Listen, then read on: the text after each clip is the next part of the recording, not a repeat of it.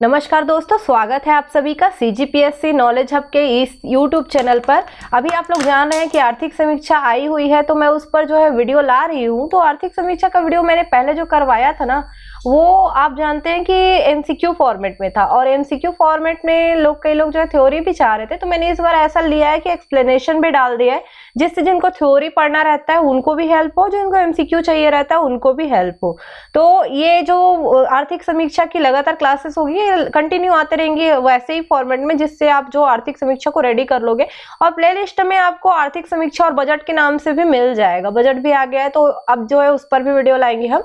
लेकिन आर्थिक समीक्षा का अगर आप पूरा वीडियो कर लेते हो ना, तो कोई भी एग्जाम में आपको एकदम एंड में पढ़ने की जरूरत नहीं पड़ेगी। उसको आप जो अभी से तैयारी करके रख सकते हो। तो चलिए हम लोग क्वेश्चन शुरू करते हैं। उससे पहले अगर चैनल पे नए होंगे तो आप बिल्कुल मतलब शेयर कर दीजिएगा, और चैनल का जो लिंक होता है उसको भी शेयर कर दीजिएगा, और आप इसको सब्सक्राइब करके बेल आइकन को प्रेस करके रखिएगा, और लाइक शेयर कर दीजिएगा। ज्यादा से ज्यादा तक लोगों तक इसको पहुंचाइए, जिससे हम लोग को भी थोड़ा इंकरेजमेंट मिलते रहे। चलिए पहले क्वेश्चन की तरफ हम बढ़ते हैं।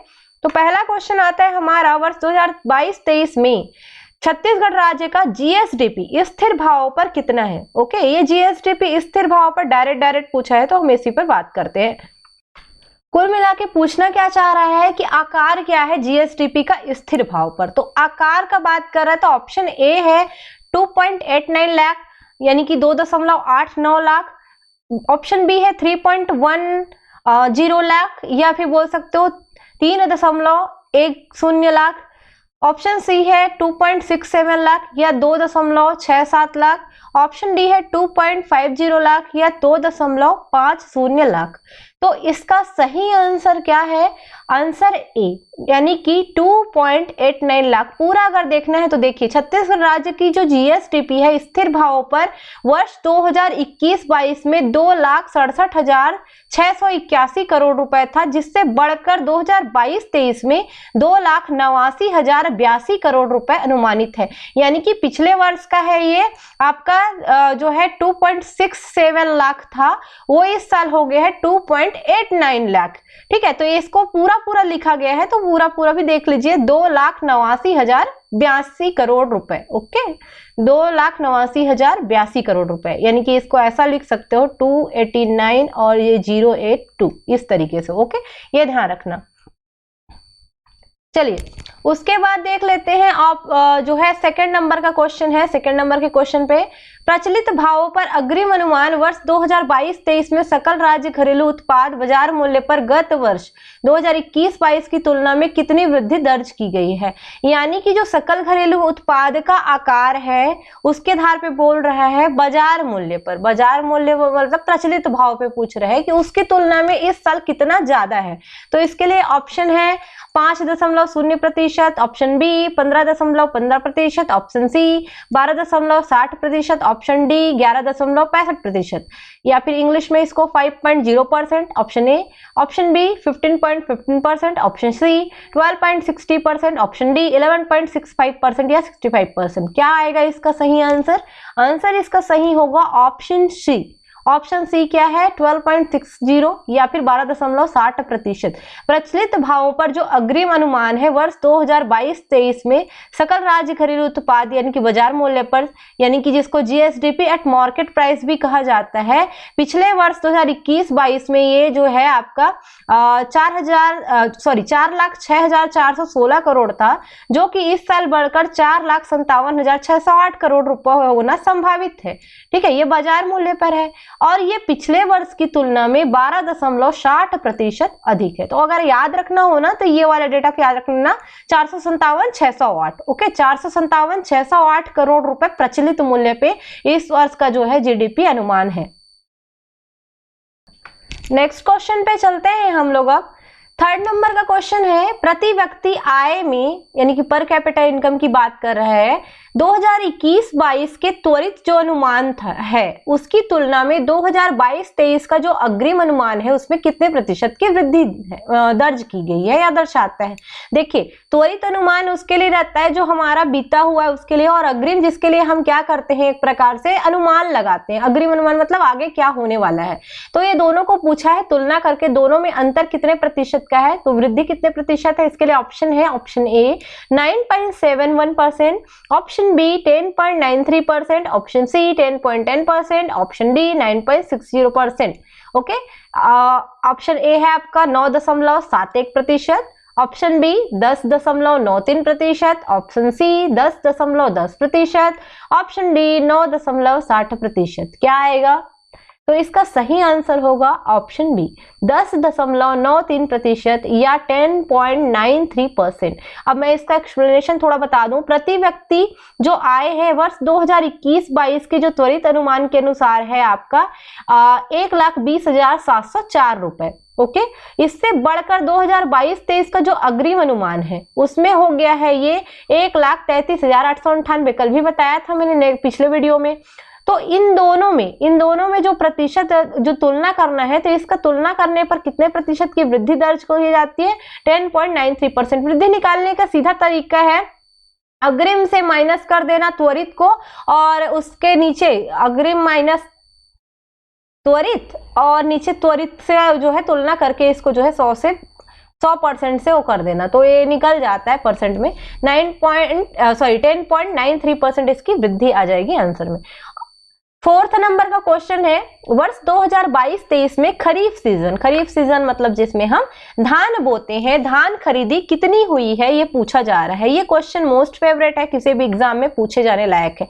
जो भी मैं आर्थिक समीक्षा करा रही हूँ ऐसे क्वेश्चन है जो किसी भी एग्जाम में 2023 में इंपॉर्टेंट हो सकते हैं, और अगर आप इसको मिस करते हैं तो आप जो हो बोल सकते हो जो क्वेश्चन 4-5 पटक देते हैं आर्थिक समीक्षा से, उससे आप जो है पीछे हो जाओगे। यानी कि इससे आपका एक प्रकार से सीजी इकोनॉमिक्स पूरा मैं कवर करवा रही हूं ऐसा आप मान सकते हो बजट और आर्थिक समीक्षा से, जिससे आपको ज्यादा टेंशन लेने की जरूरत नहीं पड़ेगी, यहाँ पे आप कर सकते हो। चलिए अब आगे मैं बताती हूँ इसको क्या पूछ रहा है, धान कितना खरीदा है। तो ऑप्शन ए 97 मीट्रिक टन है ना, या बोल सकते हो 97 मीट्रिक टन है ना, 99 मीट्रिक टन या 99 metric ton, option B, option C 107 metric ton है ना, और इसका जो है मतलब 107 metric ton, option D 110 metric ton या 110 मीट्रिक टन आंसर है इसका।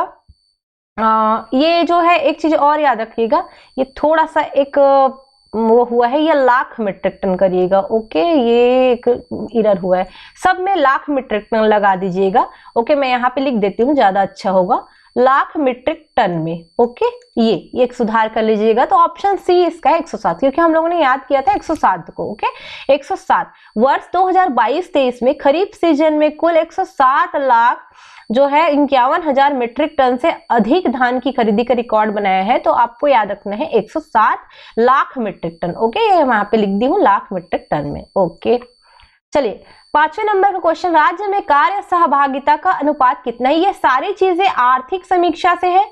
आर्थिक समीक्षा का जो पहला वाला ही चैप्टर है ना, वहीं से मैंने सारे क्वेश्चन को उठाया हुआ है। ओके, चलिए ऑप्शन ए है 40.42% या 40.42%, ऑप्शन बी 45.53% या जो है 45.53%, ऑप्शन सी 47.10% या 47 जो है 10%, ऑप्शन डी 47.68% या 47.68%। अब कार्य सहभागिता अनुपात ये पूछा जा रहा है, इसका सही आंसर है ऑप्शन डी 47.68%। ओके, याद रखिएगा। 6वें नंबर का क्वेश्चन है, इकोनॉमिक सर्वे यानी कि वर्तमान में जो आया है उसके अनुसार शिशु मृत्यु दर वर्ष 2022 की स्थिति में घटकर कितनी रह गई है। प्रति हजार जो शिशु मृत्यु होता है ना उसको काउंट करते हैं, तो 2022 का भी एक डेटा आया है, तो कितना घट के कितना रह गया है ये पूछ रहा है। तो जैसे ऑप्शन ए है 35 यानी कि 35, ऑप्शन बी 36 यानी कि 36, ऑप्शन सी 37 यानी कि 37, ऑप्शन डी 38 यानी कि 38। तो इसका सही आंसर है option D. Okay, option D लगा ध्यान रखिएगा, इसको 38 हो गया है। Okay, 1 minute. चलिए इसका जो जैसे मैं आपको थोड़ा सा और बता देती हूँ, इसमें जो शिशु मृत्यु दर, मातृत्व मृत्यु दर, जिन लोग मेरा वीडियो पहले देखे होंगे उनको आइडिया होगा। जब शिशु मृत्यु दर की बात करते हैं अलग अलग तरीके से होता है। एक जन्म के पश्चात 48 घंटे के अंतर्गत मृत्यु हो जाए, या 1 महीने के अंतर्गत मृत्यु हो जाए, या 1 साल के अंतर्गत मृत्यु हो जाए, तो उसको हम शिशु मृत्यु दर में लेते हैं। तो वो सबको काउंट करके, यानी कि प्रति 1000 में जब ऐसे जन्म बच्चों में जब मृत बच्चों की संख्या निकाली जाती है तो उसको ही शिशु मृत्यु दर कहा जाता है। और वो काउंट करके हमने अभी वर्तमान का काउंट किया है तो 38 आया है, जो ऑप्शन डी है। ओके, 7वें नंबर का क्वेश्चन है, सतत विकास लक्ष्य यानी कि सस्टेनेबल डेवलपमेंट का जो टारगेट है उसकी बात कर रहे हैं, गोल का बात कर रहे हैं। इसमें वर्ष 2030 तक राज्य के लिए शिशु मृत्यु दर का लक्ष्य कितना रखा गया है, यानी कि हम कम करके कितने तक जो है शिशु मृत्यु दर को लाना चाह रहे हैं। तो इसका ऑप्शन आपको मिलता है, option A 10, option B 12, option C 15, option D 18, यानी कि option A 10, option B 12, option C 15, option D 18। तो इसका सही आंसर क्या है? 15। ओके, याद रखिएगा क्या है? 15 सी।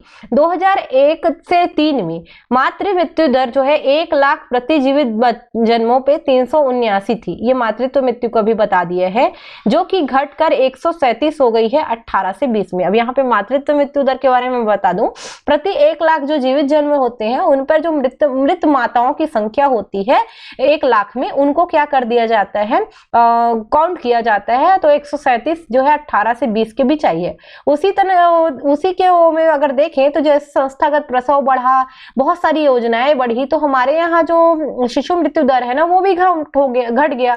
तो पिछले वाले जो क्वेश्चन है उसका भी एक्सप्लेनेशन है। 2022 की स्थिति में हमारे यहाँ जो है कुपोषण घटा, संस्थागत प्रसव बढ़ा, उसके अलावा योजनाएं आई। तो अभी वर्तमान में 2022 में कितना हो गया? 38 हो गया। राज्य निर्माण के समय ये 70 था, इसको भी याद रख लीजिएगा। शिशु मृत्यु दर जो वर्तमान में 38 हुआ है। लेकिन अब हम इसको क्या कर रहे हैं, सतत विकास के लक्ष्य में 2030 तक के लिए ये शिशु मृत्यु दर का लक्ष्य को 15 कर दे रहे हैं। 15 जो है इसका लक्ष्य रखा हुआ है, इसको ध्यान आपको रखना पड़ेगा। Okay,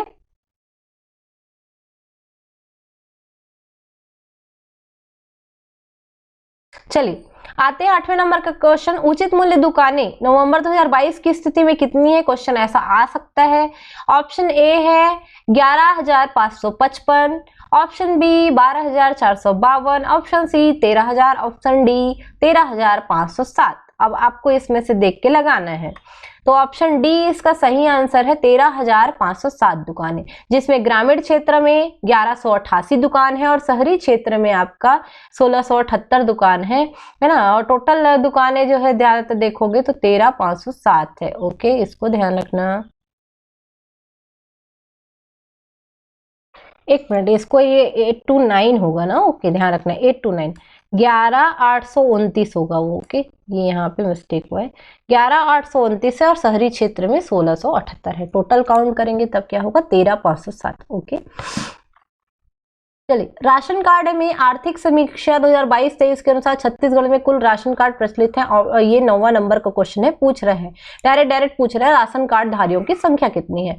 option A 52 lakh, option B 55 lakh, option C 65 lakh, option D 72 lakh, option A 52 lakh, option B 55 lakh, option C 65 lakh, option D 72 lakh. सही आंसर क्या होगा? Option D. वर्तमान में कितने हैं? तो 72 लाख, यानी कि 72.21 लाख राशन कार्ड वर्तमान में प्रचलित है। ये ऑप्शन डी में आएगा। ओके,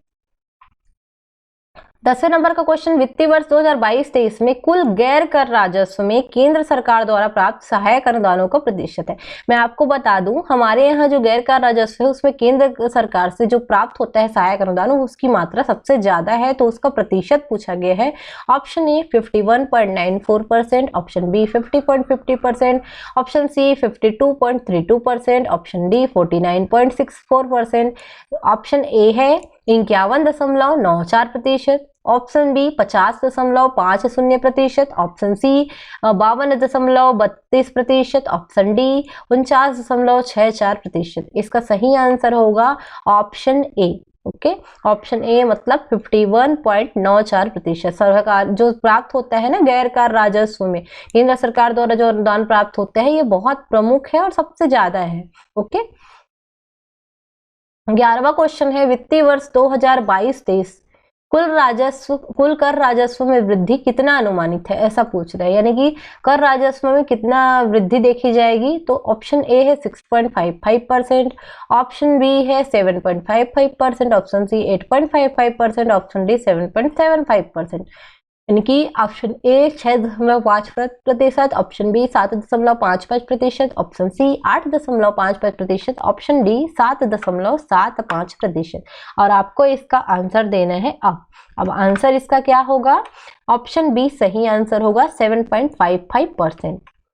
12वें नंबर का क्वेश्चन है, विगत वर्ष 2021-22 राज्य का राजस्व आय में किस विभाग का महत्वपूर्ण योगदान रहा है। ओके, यानी कि जो राजस्व आय आता है उसमें सबसे ज्यादा किसका जो है रेवेन्यू हमको मिलता है, इसकी बात कर रहे हैं। ऑप्शन ए विद्युत यानी कि इलेक्ट्रिसिटी डिपार्टमेंट का, ऑप्शन बी खनिज यानी कि माइनिंग डिपार्टमेंट का, ऑप्शन सी कृषि यानी कि एग्रीकल्चर का, या ऑप्शन डी एनर्जी यानी कि ऊर्जा का। तो सबसे ज्यादा अगर आप जानते होंगे हमारे यहाँ जो आय होती है खनिज से होती है। ओके, खनिज से सबसे ज्यादा यहाँ पे आय होती है, याद रखिएगा इस चीज को। वित्तीय वर्ष 2021-22 में मुख्य खनिज से कितना आय हुआ है, ये 13वें नंबर का क्वेश्चन है। ऑप्शन ए जो है 7,320 crore, option B 6,360 crore, option C 7,256 crore, option D 6,623 crore. तो इसका सही आंसर क्या होगा, ऑप्शन ए होगा। ओके, ऑप्शन ए मतलब आपका ये 7,320 करोड़। अब इसके साथ साथ मुख्य खनिजों के साथ साथ गौड़ खनिज भी आते हैं। आपको मैं बता दूं, मुख्य खनिजों और गौड़ खनिजों का नाम याद कर लीजिएगा, वहां से आपको हो जाएगा। और एक चूना जो होता है ना, वो मुख्य और गौड़ दोनों में आता है। अच्छे किस्म का मुख्य में रखते हैं और बाकी को गौड़ में, इसलिए हम लोग ज्यादा उसको पढ़ते नहीं, दोनों से अलग रखते हैं। ओके, चलिए गौड़ खनिजों से 2021-22 में कितनी आय हुई है। Option A 145 crore, option B 252 crore, option C 275 crore, option D 290 crore. तो सही आंसर क्या होगा, गौड़ खनिज से 252 करोड़ रुपए की आय हुई है। ओके, और मुख्य खनिज से जो है 7,320 करोड़ और गौड़ खनिज से 252 करोड़ रुपए की आय हुई है। और सबसे ज्यादा कोयला और लोहा है जो हमको कमा के देते हैं, ध्यान रखें। 15वें नंबर का क्वेश्चन, वित्तीय वर्ष 2022-23 में राजस्व प्राप्ति अनुमानित है। यानी कि राजस्व प्राप्त, राजस्व आय बोल सकते कितना होने वाला है हमको। Option A 86,000 crore, option B 8,90,000 crore, option C 89,000 crore, option D 8,60,000 crore. इसका सही आंसर क्या है, ऑप्शन सी। ओके, 89,000 करोड़ रुपए। ओके, उसके अलावा वित्तीय वर्ष 2022-23 में राजस्व व्यय कितना अनुमानित है, यानी हम कितना खर्च कितना करेंगे। Option A 88,000 crore, option B 83,000 crore, option C 71,000 crore, option D 61,000 crore. सही आंसर क्या है, तो जितना आय रहता है ना लगभग सिमिलर उसके आसपास का डेटा पकड़ना है आपको। तो सही आंसर क्या हो जाएगा, ऑप्शन ए 88,000 करोड़। वित्तीय वर्ष 2022-23 में राजस्व प्राप्ति जो है 89,073.25 करोड़ रुपए है। और राजस्व व्यय जो है 88,371 करोड़ रुपए है। ओके, इसको ध्यान रखिएगा। ये जब हम लोग इसमें डेटा लेते हैं ना, बजट या किसी कैलकुलेशन वाले में, तो हम लोग जो है दो के बाद जो है ये कोमा लगाते हैं, इसलिए थोड़ा कंफ्यूजन हो जाता है। ओके, 17वें नंबर का क्वेश्चन है, वित्तीय वर्ष 2022-23 में राजस्व घाटा कितना है। अब दोनों को माइनस करोगे तो राजस्व घाटा निकलेगा। तो option A 602 crore, option B 701 crore, option C 705 crore, option D 801 crore. तो इसका सही आंसर क्या होगा, ऑप्शन बी। राजस्व घाटा है 701.64 करोड़ रुपए, ये पूरा उसमें आपको मिल जाएगा। तो आप जो हो एक काम और कर सकते हो, आप एक बार आर्थिक समीक्षा का चैप्टर वाइज पढ़ो और यहाँ आकर एमसीक्यू देखो और दोनों चीजें हो जाएगी, क्योंकि मैं वो पूरा कराऊंगी आर्थिक समीक्षा को, तो है ना। तो बिल्कुल वहां से कर सकते हो आप। और हाँ, पसंद आ रहा होगा तो लाइक करना, अभी और क्वेश्चन बाकी है, नए होंगे तो सब्सक्राइब कर देना चैनल को। चलिए 18वें नंबर का क्वेश्चन आते हैं, माह सितंबर 2022 तक जो वैट है, यानी कि जो प्रांत में हम वसूलते हैं, राज्य का जो कर है, उसके संग्रहण से कितनी राशि जो है प्राप्त हुई है। सितंबर 2022 तक की स्थिति दी हुई है। वैसे इसमें बहुत सारी स्थिति दी हुई है, पर मैंने लेटेस्ट को लिया है सितंबर 2022 तक में। ऑप्शन ए, ये याद रखना राशि करोड़ रुपए में हो के 2205 करोड़ रुपए, ऑप्शन बी 2515 करोड़ रुपए, ऑप्शन सी 3088 करोड़ रुपए, ऑप्शन डी 2801 करोड़ रुपए। तो आपको इसमें बताना है सही आंसर क्या होगा।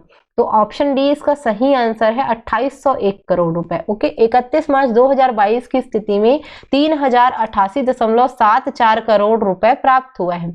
और 2022-23 में माह सितंबर 2022 तक की अगर बात करेंगे तो 2801.91 करोड़ रुपए का राजस्व प्राप्त हुआ है। ओके, 31 मार्च तक मतलब वो पहले वाले का है, और इस सीजन में अभी तक बात करेंगे 2022-23 का जो आता है उसके अंतर्गत 2801 है अभी। 19वें नंबर का क्वेश्चन, वर्ष 2022-23 में माह सितंबर 2022 तक, ओके, यानी कि वही अप्रैल से सितंबर तक में केंद्रीय विक्रय कर संग्रहण से राजस्व प्राप्त कितना हुआ है हमको केंद्रीय विक्रय कर से। तो ऑप्शन ए है 7.17 करोड़ यानी 7.17 करोड़, ऑप्शन बी 8.16 करोड़ यानी कि 8.16 करोड़, ऑप्शन सी 7 करोड़ यानी 7 करोड़, ऑप्शन डी 6 करोड़ यानी कि 6 करोड़। तो क्या आंसर होगा, केंद्रीय विक्रय कर से कितना संग्रहण हुआ है? आंसर होगा ए 7.17 करोड़। ओके, केंद्रीय विक्रय कर से संग्रहण जो है 31 मार्च 2022 की स्थिति में 10.25 करोड़ रुपए की राजस्व प्राप्ति हुई थी। ये वो पिछले साल का है ना। अब इस साल की बात करें तो 2022-23 में सितंबर माह तक यानी कि अप्रैल से सितंबर तक आपका 7.17 करोड़ रुपए का राजस्व प्राप्त हो चुका है। ओके, अब अभी जो है क्या है ना, हमारा जो आर्थिक समीक्षा पहले से बना हुआ होता है तो हम पूरा नहीं ले पाते हैं कि 31 मार्च तक डेटा दे दें, क्योंकि हमको बजट प्रस्तुत करना रहता है, उससे पहले समीक्षा देनी होती है, तो इस सितंबर अक्टूबर तक का डेटा लिए रहते हैं हम लोग। ओके, 20वें नंबर क्वेश्चन, वर्तमान में प्रदेश में मार्च 2022 की स्थिति में बृहद मध्यम एवं लघु सिंचाई परियोजनाओं की सृजित क्षमता कितनी है? मतलब हम कितना जो है क्षमता विकसित कर लिए हैं अपना सिंचाई क्षमता। तो ऑप्शन ए है 17.57 lakh hectare, option B 20.37 lakh hectare, option C 21.47 lakh hectare, option D 22.35 lakh hectare. इसका जो है रिपीट कर देती हूँ मैं, option A 17.57 lakh hectare, option B 20.37 lakh hectare, option C 21.47 lakh hectare, option D 22.35 lakh hectare. इसका सही आंसर होगा ऑप्शन सी, है ना। वर्तमान में प्रदेश में मार्च 2022 की स्थिति में कितना है, ये जो है वृहद मध्यम और लघु सिंचाई योजनाओं की सृजित क्षमता 21.47 लाख। ओके, 21.47 लाख हेक्टेयर जो है इसका है 2147, ऐसे याद रखना। ओके, 2147। 21वें नंबर का क्वेश्चन, वर्तमान में कितनी वृहद सिंचाई परियोजना है? तो वृहद के लिए option A 7, option B 8, option C 9, option D 10। Okay, 7, 8, 9, 10 बताइए कितनी है। वैसे काफी साल से 2-3 साल से सेम ही चल रहा है 8। ओके, वर्तमान में 8 वृहद है, उसके अलावा 38 मध्यम है, 2470 आपका लघु है, और 30 नलकूप योजना है, और 806 एनीकट स्टाफ डैम है। ओके, 22वें नंबर क्वेश्चन, अक्टूबर 2022 की स्थिति में राज्य में विद्युत की कुल स्थापित क्षमता कितनी है? तो option A 2984.70 megawatt, okay, option B 2984.80 megawatt, option C 2880.40 megawatt, option D 2880.70 megawatt. ऐसे ही क्लोज आजकल आते हैं ऑप्शन। अब इसमें कैसे याद रख सकते हो? तो याद रखिएगा, इसका सही आंसर है 2984.70 मेगावाट। ये अक्टूबर 2022 की स्थिति तक का है, कुल स्थापित क्षमता है 2984.70। राज्य में ताप विद्युत क्षमता कितनी है? ओके, ये बता रहा है। ऑप्शन ए 2940 मेगावाट है ना, option B 2840 megawatt, option C 2780 megawatt, या ऑप्शन डी 138.7 मेगावाट। क्या होना चाहिए आपके अनुसार? तो याद रखिएगा 2840 मेगावाट क्या है, इसकी स्थापित क्षमता है। एक चीज सही में याद रखिएगा जो काम का है, ताप विद्युत क्षमता चाहे केंद्र की हो या राज्य की हो, तापी एनर्जी सबसे ज्यादा उत्पादन होता है। 24वें नंबर क्वेश्चन, जल विद्युत की स्थापित क्षमता कितनी है? ये सारे डाले हुए हैं मैंने। Option A 2880.7 megawatt, option B 138.7 megawatt, option C 6 megawatt, option D 2940 megawatt. तो इसमें अगर ऐसे क्वेश्चन आ गए तो आप क्या करोगे? याद रखना, ताप ज्यादा है, ताप के बाद है जल विद्युत, तो जल विद्युत है 138.7 मेगावाट। ओके, और जो 6 मेगावाट है ना सह उत्पाद का है, जो आपका भोरमदेव से जो है जहां से उत्पादित होता है उससे मिल जाता आता है। 25वें नंबर का क्वेश्चन, वर्ष 2021-22 में वितरण हानि, विद्युत वितरण हानि, मैं सही वर्ड लूं तो विद्युत वितरण हानि कितनी है? ये क्वेश्चन ऐसा आता है। Option A 18.13, option B 16.16, option C 17.34, option D 15.00, यानी कि option A 18.13, option B 16.16, option C 17.34, option D 15। ऐसे याद करते हैं हम 18-13, 16-16, 17-34। तो सही आंसर क्या है? 18-13। ओके, ऑप्शन ए 18-13, 18.13 जो प्रतिशत है वो क्या है? विद्युत वितरण हानि। मतलब जितना हम विद्युत वितरण कर रहे हैं उसमें जितना हमारा नहीं हो पा रहा है, या जिसका हम लोग बोल सकते हो कलेक्शन नहीं कर पा रहे हैं, तो उसके लिए हम विद्युत वितरण हानि का बात करते हैं। तो ये नेक्स्ट 25 क्वेश्चन है जो पार्ट 2 के हैं। इसी तरीके से अलग अलग पार्ट में बहुत सारे क्वेश्चन लाऊंगी, सारे क्वेश्चन एक दूसरे से अलग होंगे, तो आपको मैं जितना ज्यादा हो सके इसके माध्यम से क्वेश्चन दे दूंगी, और आप कभी भी हमारे प्लेलिस्ट से इस चीज को देख सकते हैं। चलिए अभी के लिए मैं इसको ओवर करती हूँ, आप नेक्स्ट वीडियो के लिए मिलिए। धन्यवाद। जय जोहार, जय छत्तीसगढ़।